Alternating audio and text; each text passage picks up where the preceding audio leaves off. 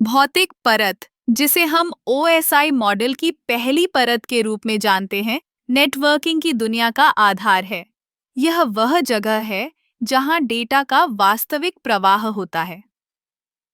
जब हम किसी भी नेटवर्क की बात करते हैं, तो भौतिक परत का काम डेटा को एक स्थान से दूसरे स्थान तक पहुंचाना होता है।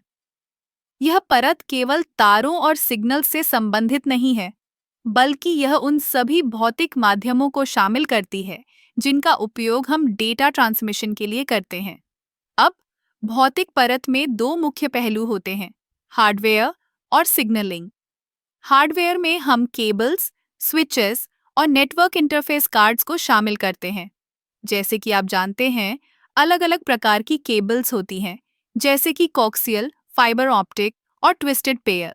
हर एक केबल का अपना एक खास उपयोग होता है। उदाहरण के लिए, फाइबर ऑप्टिक केबल्स उच्च गति और लंबी दूरी के लिए बेहतरीन होती हैं, जबकि ट्विस्टेड पेयर केबल्स आमतौर पर छोटे नेटवर्क में इस्तेमाल होती हैं। अब बात करते हैं सिग्नलिंग की।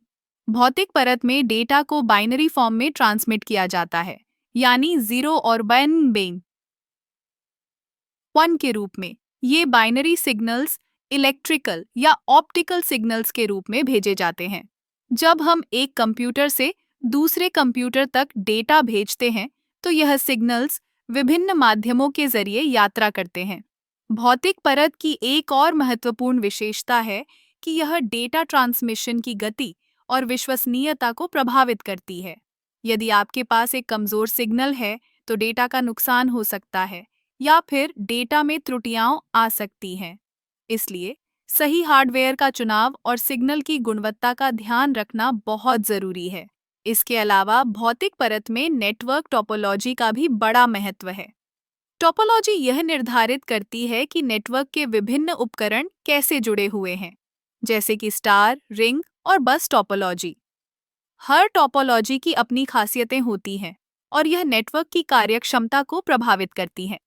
भौतिक परत का एक और दिलचस्प पहलू है कि यह नेटवर्क सुरक्षा के लिए भी महत्वपूर्ण है।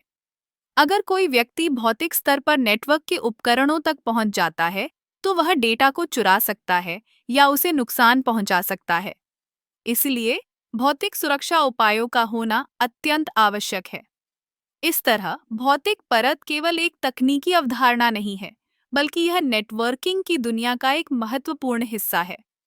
यह हमें डेटा के प्रवाह को समझने में मदद करती है और यह सुनिश्चित करती है कि हम सही तरीके से और सुरक्षित रूप से जानकारी का आदान प्रदान कर सकें।